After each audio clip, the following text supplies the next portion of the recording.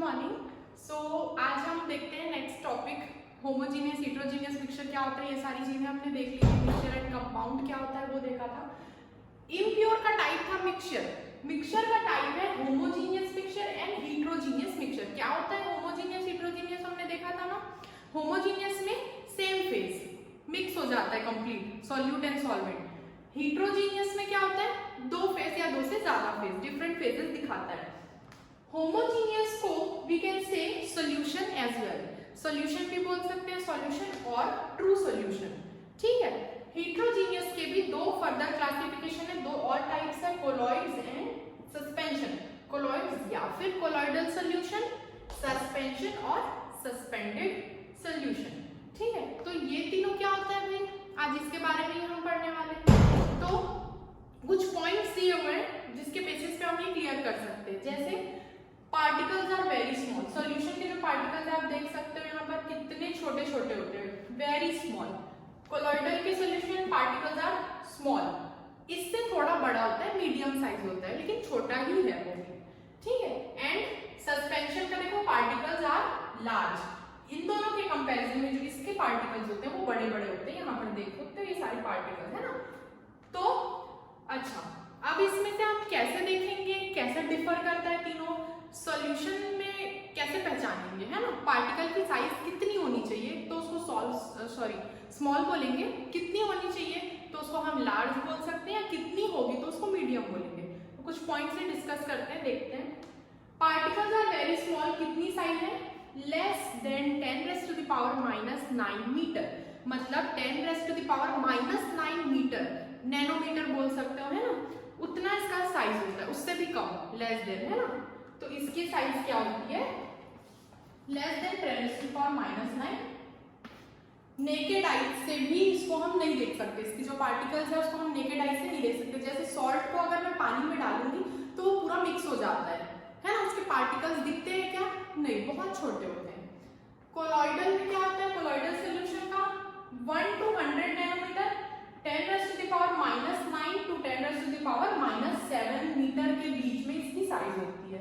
और अगर पार्टिकल की साइज ग्रेटर देन 10⁻⁷ है, अगर -10⁻⁷ से बड़े हैं पार्टिकल साइज उसके, तो वो किस में आता है, सस्पेंशन में बोलेंगे उसको, वो सस्पेंशन के पार्टिकल्स है। तो ठीक है, ये तीन डिफरेंस हुआ। सेकेंड पॉइंट, तो व्हेन आई से ट्रू सॉल्यूशन, ट्रांसपेरेंट है सेकेंड पॉइंट, उसको देखते हैं। तो जब भी हम बोलते हैं ट्रू सॉल्यूशन तो मोस्टली सारे सॉल्यूशन क्या होते हैं, ट्रांसपेरेंट होते हैं, ठीक है, आर पार जिसके हम देख सकते हैं। जैसे अब सॉल्ट सॉल्यूशन का ही हम एग्जांपल लेंगे थ्रू आउट। नमक और पानी को डालोगे, पानी में नमक डालोगे तो पूरा मिक्स हो जाता है, कंप्लीटली मिक्स, ठीक है। आर पार देख सकते हैं, उसके पार्टिकल्स इतने छोटे होते हैं कि उसके पार्टिकल्स नहीं दिखेंगे, वो हमारे मतलब कि रोकेगा नहीं, ठीक है। Second point is translucent. Colloidal का ट्रांसलूसेंट मीन्स हल्की विजिबिलिटी होती है इसमें, मतलब पूरा नहीं होगा, कंप्लीटली ट्रांसपेरेंट नहीं होगा या कंप्लीटली ओपेक नहीं होगा, थोड़ा देख सकते हैं, हल्की विजिबिलिटी होती है। एंड सस्पेंशन में क्या होता है, ओपेक मीन्स हम आर पार उसके नहीं देख सकते, ठीक है। इसमें से लाइट भी पास नहीं हो पाएगी, ऐसे सॉल्यूशन को क्या बोलते हैं, ओपेक सॉल्यूशन। क्लियर है। अच्छा स्टूडेंट्स, आप लोग ये जो नोट्स मैंने बनाए हैं यहाँ बोर्ड में, वो आप कॉपी नहीं करोगे, मैं इसके लिए आपको नोट्स प्रोवाइड करूंगी, सेम लिखूंगी लेकिन कुछ डिटेल में लिखूंगी। इसमें मैंने शॉर्ट में लिखा है एक्सप्लेन करने के लिए, मैं आपको अच्छे से वो प्रोवाइड करूंगी, आप वो देख के नोट्स बनाएंगे, okay. So third point is particles can not be separated by filtration. मतलब क्या हो रहा है, जिसके जो पार्टिकल्स है उसको हम फिल्ट्रेशन के थ्रू सेपरेट या अलग अलग मतलब नहीं कर सकते। मैं इसका एक्सपेरिमेंट आपको करके दिखाऊंगी, फिल्टर पेपर लेंगे, ठीक है, तीनों का करके दिखाऊंगी। तो जैसे कि मैं बात कर रही हूँ अलग नहीं करते, मतलब कर सकते, मतलब फिल्टर पेपर ली, उसमें मैं अगर सॉल्ट सोल्यूशन डालूंगी, नमक का पानी डालूंगी, नमक पानी है ना, तो ऐसा नहीं होगा कि पानी बस नीचे आ रहा है, नमक रह गया, नहीं, वो पूरा का पूरा जैसा मैं डाल रही हूँ वैसा का वैसा वो नीचे आ जाएगा, क्योंकि पार्टिकल्स उसके इतने स्मॉल होते हैं कि जो फिल्टर पेपर के पोर्स है वो उसको रोक नहीं सकते, वो उसको क्रॉस कर सकता है, इतने छोटे पार्टिकल्स होते हैं, ठीक है। तो they can not be separated by filtration. Colloidal में भी सेम लिखा है मैंने, can not be separated by filtration. हालांकि इससे बड़े होते हैं पार्टिकल्स, लेकिन वो भी फिल्टर पेपर क्रॉस करने के लिए बहुत छोटे हैं, तो वो क्या कर लेते हैं, वो भी क्रॉस कर लेंगे, पार कर लेते हैं फिल्टर पेपर को, ठीक है। नाउ सस्पेंशन का पॉइंट है can be separated by filtration. Obviously इसके पार्टिकल्स इतने बड़े होते हैं, ये तो फिल्टर पेपर इसका जो पोर्स है वो उसको रोक सकते हैं। जैसे क्या बताया था मैंने, सैंड इन वाटर, पानी में रेत अगर मिला रहे हैं तो अगर मैं उसको अलग करना चाहूँ फिल्टर पेपर के थ्रू, तो रेत के जो कण हैं, रेत के जो पार्टिकल्स है वो ऊपर रह जाएंगे सैंड में, लेकिन जो पानी है वो फिल्टर हो जाएगा, राइट। तो ये फिल्ट्रेशन के थ्रू पॉसिबल है अलग करना इसके पार्टिकल्स, ठीक है। नेक्स्ट पॉइंट है does not scatter beam of light. ये जो पॉइंट है scatters beam of light and scatters beam of light, ये पॉइंट हम आगे देखते हैं, अभी टिंडल इफेक्ट में वो ज्यादा क्लियर होगा, वो क्या होगा देखते हैं। अच्छा, इसके एग्जांपल्स क्या क्या दे सकते हैं, सॉल्यूशन के एग्जांपल मैंने बताया, सॉल्ट सॉल्यूशन, कोलॉइडल सॉल्यूशन का एग्जांपल दे दो, मटमैला पानी ले लो, वो भी फिल्टर पेपर से अगर मटमैले पानी को, मिट्टी वाले पानी को करूं तो वो वैसे दिखेगा ना, ऐसा तो नहीं पानी अलग हो जाएगा, साफ हो जाएगा, नहीं। तो ये उसका एग्जांपल है। Milk is the example of colloidal solution and इसका तो आपने बता दिया हमने, sand in water. Okay student, तो चलो ये पॉइंट के बारे में समझते हैं, स्कैटरिंग क्या होती है, तो टिंडल इफेक्ट देखते हैं। तो स्टूडेंट्स वो स्कैटर करता है कि नहीं करता, कौन स्कैटर करता है लाइट, बीम ऑफ लाइट को, वो सारी चीजें यहाँ देखते हैं। टिंडल इफेक्ट बोलते हैं उस चीज को। तो सबसे पहले इंपॉर्टेंट क्या है, स्कैटरिंग क्या होती है, स्कैटरिंग ऑफ लाइट क्या है। सो जैसे कि मैं एक रूम है हमारा, है ना, अंधेरा है रूम में, डस्ट पार्टिकल तो आपको पता है ना, डस्ट पार्टिकल्स है बहुत सारे, ठीक है, बहुत ऑब्वियसली हर जगह डस्ट पार्टिकल्स होते हैं। अब एक रूम है जिसमें बहुत अंधेरा है और छोटा सा होल है, कंप्लीट ब्लैक रूम है, उसमें छोटा सा होल कर दिए, वहां से धूप आती है, आप देखें धूप आता है तो उसका पाथ बन जाता है। अगर मैं यहाँ से टॉर्च या धूप दिखा रही हूँ तो उसका ऐसा पाथ बनेगा और उसमें डस्ट पार्टिकल्स भी दिखते हैं। तो वो क्या होता है, जब रे ऑफ लाइट आती है वो पाथ दिखता है, उसका एक रास्ता दिखता है हमें। तो अगर वो धूप आ रही है यहाँ से, यहाँ बहुत सारे डस्ट पार्टिकल्स, तो वो क्या करते हैं, जो लाइट है वो पार्टिकल से टकरा के फैल जाते हैं। बहुत सारे लाइट ये रे हैं, तो ये क्या करते हैं, इधर उधर फैल जाते हैं डस्ट पार्टिकल से टकरा के, है ना। तो इसी चीज को बोलते हैं स्कैटरिंग ऑफ लाइट, है ना।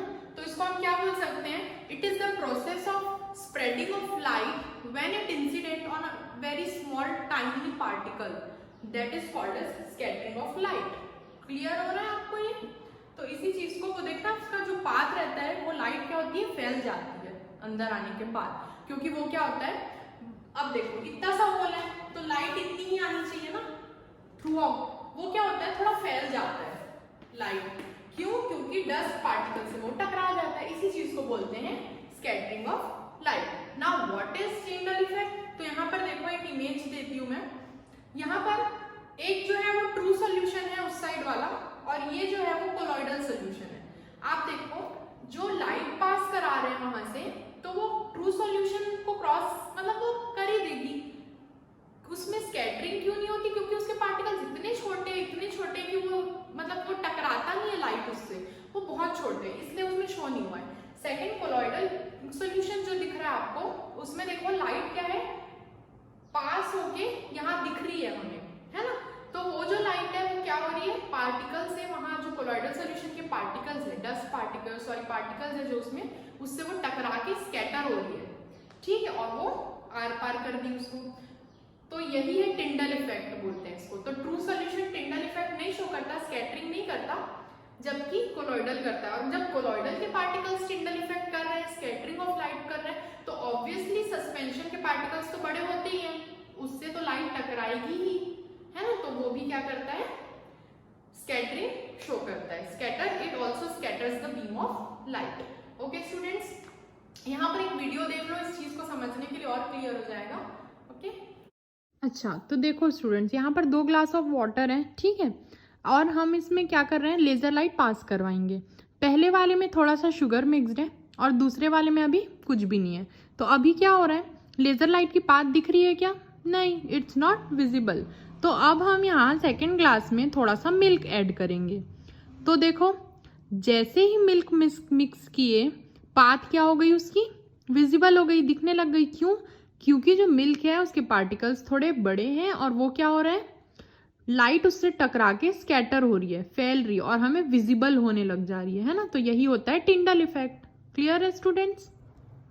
सो स्टूडेंट्स, अब देख लेते हैं कि किस सॉल्यूशन में कैसा पार्टिकल होता है, उसको क्या बोलते हैं, जो मीडियम होता है वो क्या बोलते हैं, है ना। तो पहले देखते हैं हम ट्रू सॉल्यूशन के बारे में देखेंगे, होमोजीनियस, ठीक है। तो सॉल्यूट प्लस सॉल्वेंट, इस सॉल्यूशन में क्या चीजें होती है, क्या कंपोनेंट्स है, सॉल्यूट एंड सॉल्वेंट। आप लोगों को ये पता होना चाहिए, पता होगा। तो अभी देख लेते हैं क्या है। जैसे अगर मैं सॉल्ट ऑन वाटर का सोल्यूशन दी, ये सॉल्ट एंड वाटर का सोल्यूशन है, तो जो मैं थोड़े अमाउंट में डालूंगी उसमें, है ना, जो जिसका कंपोजिशन कम होगा वो सॉल्यूट कहलाता है। जैसे अब नमक पानी बोलूंगी तो ऐसा तो नहीं है कि इतना सारा नमक लिया उसमें पानी डाल देते हो थोड़ा सा, नहीं, नमक का जो क्वांटिटी है वो बहुत कम लेते हैं, उसको बोलते हैं solute, which is in lesser composition than the other component. तो ये हो गया सॉल्यूट। अब जो ज्यादा है वो क्या है, पानी है उसमें, तो that is known as solvent. हम सॉल्वेंट में सॉल्यूट मिलाते हैं तो सॉल्यूशन बनता है। तो ये था ट्रू सॉल्यूशन में सॉल्यूट बोलते हैं जो माइनर पार्टिकल्स है उसको, जो पार्टिकल मिक्स कर रहे हैं, एंड जो है जिसमें मिक्स कर रहे हैं वो solvent. Now comes the colloidal solution. इसमें क्या होता है, dispersed phase and dispersed medium. मतलब डिस्पर्स्ड फेज किसको बोल रहे हैं, जो पार्टिकल हम उसमें डाल रहे हैं, जो मिक्स कर रहे हैं, दैट इज डिस्पर्स्ड फेज। यहाँ नाम अलग हो गया है, ठीक है। और जिस मीडियम में, जिस चीज में उसको मिक्स कर रहे हैं, दैट इज डिस्पर्स्ड मीडियम। तो ये डिस्पर्स्ड मीडियम है and this is dispersed phase. अब यही अगर सस्पेंशन में बात करते हैं तो क्या होता है, सस्पेंडेड पार्टिकल, जो डाल रहे हैं पार्टिकल, जैसे सैंड है, रेत, वो सस्पेंडेड पार्टिकल होगा। पानी में डाल रहे हैं दैट इज मीडियम, तो वो क्या है, मीडियम एंड सस्पेंडेड पार्टिकल।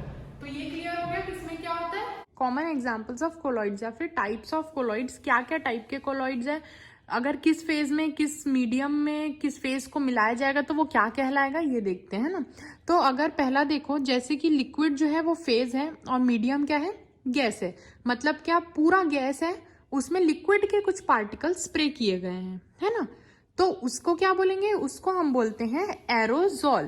क्या बोलते हैं, यहाँ क्या लिखा है, एरोजॉल, ठीक है। जैसे कि परफ्यूम, पूरा गैस रहता है रूम में, आप उसको स्प्रे करते हैं, वो क्या होता है, लिक्विड पार्टिकल। तो उस चीज को क्या बोलते हैं, उस टाइप के कोलॉइड को एरोजॉल, ठीक है। जैसे हम स्नीज करते हैं, कोई छींक रहा है, तो वो क्या होता है, हवा में क्या होता है, पूरा जो लिक्विड पार्टिकल्स है वो फैल जाते हैं, स्प्रे हो जाते हैं, है ना। वायरस वगैरह भी ऐसे ही फैलता है। तो ये क्या है, इस टाइप के कोलॉइड्स को बोलते हैं एरोजॉल। इसके एग्जांपल्स क्या क्या दिए हैं, फॉग, क्लाउड्स, मिस्ट।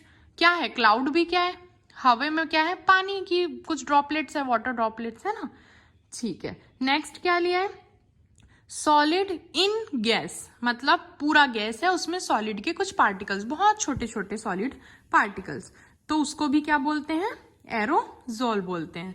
एयर के अंदर सॉल्यूशन बनाना, है ना, एरोजॉल मतलब एयर के अंदर सॉल्यूशन, एरोसॉल, एरोसॉल, एयर में सॉल्यूशन, है ना।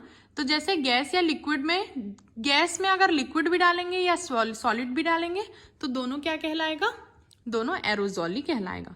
इसके एग्जांपल देखो, स्मोक और ऑटोमोबाइल एग्जॉस्ट, ठीक है, जो गाड़ी की धुएं निकलते हैं वो सारी चीजें उसमें आ जाएंगी। Now third one is gas in liquid, मतलब अब पूरा लिक्विड मीडियम है, उसमें गैस के कुछ पार्टिकल्स, है ना। तो इसका बेस्ट एग्जांपल क्या है, शेविंग क्रीम, ठीक है। शेविंग क्रीम को देखना, आप पूरा फोम ही तो रहता है, उसको क्या बोलते हैं, इस टाइप को बोलते हैं फोम। तो जैसे ही हम उसको स्प्रे करते हैं, वो क्या है, लिक्विड में पूरा कुछ, मतलब गैस पार्टिकल्स भरे हुए हैं, जैसे ही गैस उड़ जाती है वो पूरा लिक्विड ही बन जाता है। तो शेविंग क्रीम इसका एग्जाम्पल है। Now the fourth one is liquid in liquid, मतलब लिक्विड में लिक्विड को ही मिक्स करना। ये क्या होता है, इमल्शन। इसका बेस्ट एग्जांपल क्या दिया हुआ है, मिल्क है, फेस क्रीम है। तो इमल्शन में मिल्क और फेस क्रीम कैसे, अब मैंने बताया था ना, मिल्क क्या है, पूरा पानी ही तो रहता है, उसमें कुछ कुछ ऐड किए जाते हैं चीजें, है ना, लिक्विड चीजें, तो वो क्या बन जाती है, इमल्शन, लिक्विड में लिक्विड का मिक्स होना। So the fifth one is solid in liquid मतलब मीडियम लिक्विड है, उसमें थोड़े से सॉलिड के पार्टिकल्स, तो इसका एग्जाम्पल क्या है, इसको बोलेंगे sol, solid in liquid sol, ठीक है। इसका एग्जाम्पल क्या है, milk of magnesia and mud. कीचड़ देख लो आप, पूरा पानी तो रहता है, उसमें ही क्या रहते हैं, मिट्टी डली होती है, पूरा मिट्टी रहता है, वो क्या है, तो वो एग्जाम्पल क्या हो गए, सॉलिड इन लिक्विड सॉल का एग्जाम्पल। नेक्स्ट है गैस इन सॉलिड। अच्छा, गैस को अगर लिक्विड में मिलाएंगे या गैस को सॉलिड में, तो उसको हम क्या बोलेंगे, फोम ही बोलेंगे। अच्छा, सॉलिड में थोड़े से गैस के पार्टिकल्स, तो उसका एग्जाम्पल क्या है, फोम हो गया या फिर क्या स्पॉन्ज हो गया। देखो यहाँ पर स्पॉन्ज, इसमें क्या रहता है, हवा भर देंगे थोड़ा गैस, है ना, तो यही क्या है, gas in solid. Now liquid in solid मतलब सॉलिड है उसमें थोड़ा सा लिक्विड, तो क्या होगा, इसको क्या बोलेंगे हम, जेल बोलेंगे। जेली देखे हो आप, जो खाते होगे आप, चॉकलेट आती है जेली बेली, जेली है ना, तो वो सॉलिड ही रहता है, उसमें क्या रहता है, लिक्विड डला रहता है। चीज हो जाएगा, बटर हो जाएगा हमारा, वो सारा मेल्ट हो जाता है ना, वो लिक्विड ही तो रहता है सॉलिड में, ठीक है। Now the last one is solid in solid मतलब सॉलिड में सॉलिड को मिक्स करना, तो क्या होता है, ये सॉलिड सॉल बोलते हैं इसको। जैसे इसमें देखो कलर्ड जेमस्टोन्स, ये दोनों क्या होता है, सॉलिड और सॉलिड मिक्स करके बनाया जाता है, तो सॉलिड सॉल। तो इस टाइप से स्टूडेंट्स कुछ टाइप्स ऑफ कोलॉइड्स दिए हुए हैं। Okay, so students now concentration of a solution, ये थोड़े न्यूमेरिकल क्वेश्चंस आ सकते हैं, इसमें से दो फॉर्मूला है वो बस आपको लर्न करना है, ठीक है।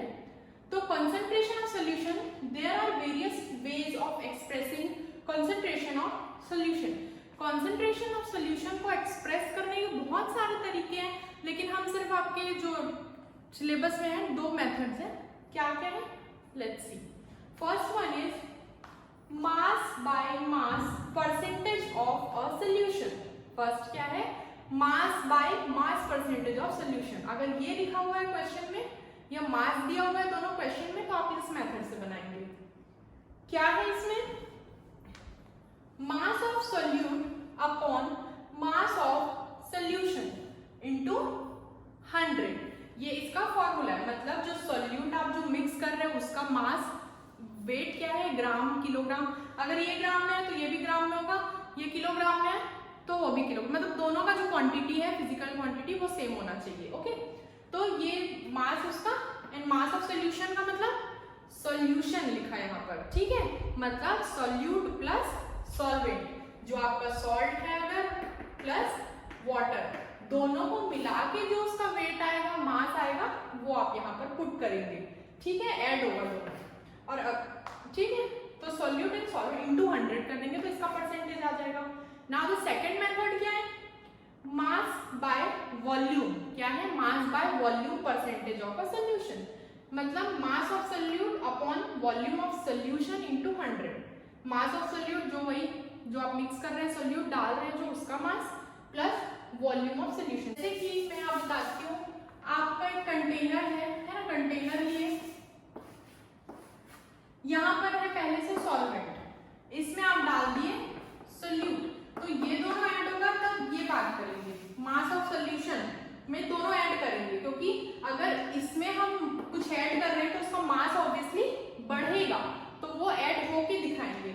लेकिन अगर हम बात कर रहे हैं मास of solute upon volume of solution, तो ये क्या रहेगा, जो आपका पहले से वॉल्यूम है वही वॉल्यूम लिखोगे, ये और ये ऐड करके नहीं लिखना है। मतलब मास ऑफ सॉल्यूट को या फिर वॉल्यूम ऑफ सॉल्यूट को आप ऐड नहीं करोगे उसमें।